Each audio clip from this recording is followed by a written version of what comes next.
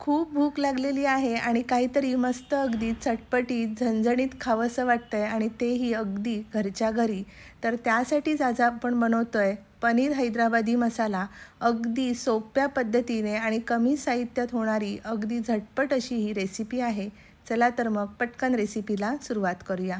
तर इथे कढई तापत ठेवायची आणि त्यामध्ये फक्त 1 चमचा मी तेल घातलेलं आहे आणि आता ह्यामध्ये 3 मध्यम आकाराचे कांदे असे जाडसर चिरून आपल्याला घालायचे आहेत.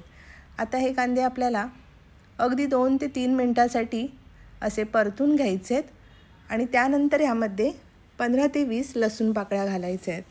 लसणाचा वापर थोडा जास्त करायचा आहे. आता इथे घातलेलं आहे थोडंसं आलं आणि 2 हिरव्या मिरच्या.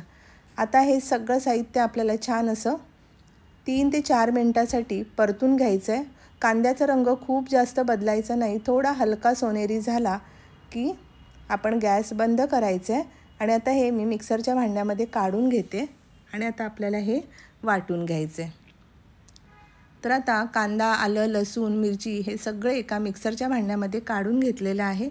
यामध्ये घालायची आहे भरपूर अशी कोथिंबीर आणि आता हे आपल्याला वाटून घ्यायचं आहे.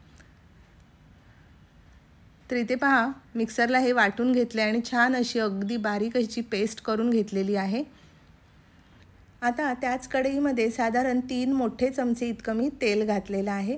आता यामध्ये घालूया 2 हिरवी वेलची, 1 मोठी वेलची, 2 लवंगा, लहान दालचिनीचे तुकडे घालायचे आहेत, 1 सुकी लाल मिरची आणि अर्धा चमचा जिरं घातलेलं आहे.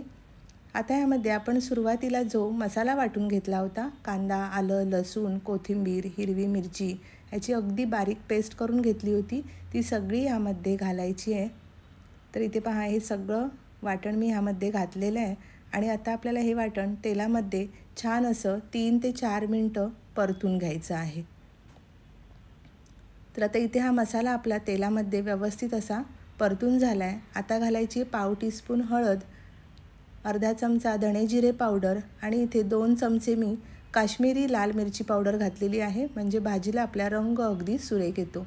आता घालायचं आहे साधारण 1.5 चमचा इतका किचन किंग मसाला. हा किचन किंग मसाला नक्की घालायचा आहे, ह्यामुळे भाजीला टेस्ट अगदी छान येते. आता हे सगळे मसाले आपल्याला परतून घ्यायचे आहेत आणि इथे पहा मिक्सरच्या भांड्यामध्ये मी थोडंसं पाणी घातलेलं आहे आणि ते पाणी आपण ह्यामध्ये घालतो आहे, म्हणजे मसाले आपले खाली लागणार नाहीत किंवा करपणार नाहीत. आता एक 5 ते 7 मिनटासाठी यावर झाकण ठेवायचं आणि छान अशी ग्रेव्ही आपल्याला शिजवून घ्यायची आहे. तर इथे पहा 5 मिनटांनी मी झाकण काढलं, मस्त असं याला छान तेल सुटलेलं आहे. आता यामध्ये घालूया साधारण पाव वाटी इतकं दही.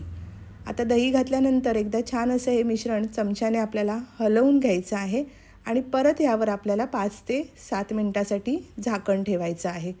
तर आता इथे झाकण काढलं, अगदी छान अशी आपली ही ग्रेव्ही तयार झालेली आहे. थोडी मला इथे ही घट्ट वाटते, दाटसर वाटते, म्हणून यामध्ये आपण 1 वाटी इतकं गरम पाणी घालणार आहोत. तुम्हाला जितकी ग्रेव्ही घट्ट हवी आहे त्यानुसार पाणी घालायचं आहे. आता घातलेलं आहे चवीप्रमाणे मीठ आणि थोडीशी पाव चमचा इतकीच साखर घालायची आहे, म्हणजे आपली भाजीची टेस्ट अगदी छान अशी बॅलन्स होते. चमच्याने सगळी ग्रेव्ही एकदा हलवून घ्यायची आणि आता इथे पहा पाव कप इतकं मी फ्रेश क्रीम घातलेलं आहे. आपल्या दुधाला जी मलाई येते तीच फेटून मी यामध्ये घातलेली आहे. छान असा भाजीला रंग आला आहे. आता सगळ्यात शेवटी इथे घातलेलं आहे 200 ग्रॅम मी पनीर. तर आता इथे पहा पनीरचे मी असे लहान चौकोनी तुकडे करून घेतलेले आहेत. तुम्हाला जसे लहान मोठे पनीरचे पीसेस हवेत त्यानुसार करून घ्यायचे आणि आता या ग्रेव्हीमध्ये घालायचे आहेत. छान अगदी चमच्याने एकदा असे ग्रेव्हीमध्ये मिक्स करून घ्यायचे आहेत आणि आता आपल्याला 10 मिनटासाठी यावर झाकण ठेवायचं आहे. गॅसची आच आपल्याला मंदच ठेवायची आहे. तर 10 मिनिटांनी मी झाकण इथे काढलेलं आहे आणि तुम्ही पाहू शकता मस्त अशी आपली ही भाजी तयार झाली आहे. रंगसुद्धा पहा अगदी सुरेख आला आहे. सगळ्यात शेवटी थोडीशी कसुरी मेथी हातावर चुरडून यावर घातलेली आहे आणि आता बारीक चिरलेली कोथिंबीर घालायची आहे. आपली ही भाजी तयार झालेली आहे. गॅस आता आपल्याला बंद करायचा आहे. इथे मी गॅस बंद केला आणि 5 मिनटासाठी आपल्याला झाकण ठेवायचं आहे, नंतर ही सर्व करायची आहे. तर इथे पहा 10 मिनिटांनी मी झाकण काढलं आहे. आहाहा, किती मस्त असा भाजीला रंग अगदी सुरेख आला आहे आणि आपला अगदी रेस्टॉरंट स्टाईल पनीर हैदराबादी मसाला तयार झालेला आहे. तुम्ही पाहू शकता अगदी मस्त अशी याची ग्रेव्ही तयार झालेली आहे आणि भाजीसुद्धा चवीला तितकीच अगदी अप्रतिम होते। ही भाजी तुम्ही अगदी पराठा, पोळी, चपाती, भाकरी कशासोबतही अगदी गरमागरम भातासोबतसुद्धा खाऊ शकता। आता एका बाउलमध्ये मी ही काढून घेतलेली आहे। ह्याचा थिकनेस तुम्ही पाहू शकता।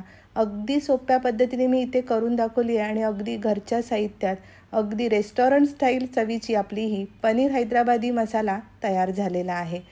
तर तुम्हीसुद्धा नक्की अशा अगदी सोप्या पद्धतीने ही रेसिपी करून पहा आणि आपली ही आजची रेसिपी तुम्हाला आवडली असेल तर व्हिडिओला लाईक, शेअर आणि आपल्या चॅनलला सबस्क्राईब नक्की करा। पुन्हा भेटूया अशाच एका छान आणि अगदी सोप्या रेसिपीसह।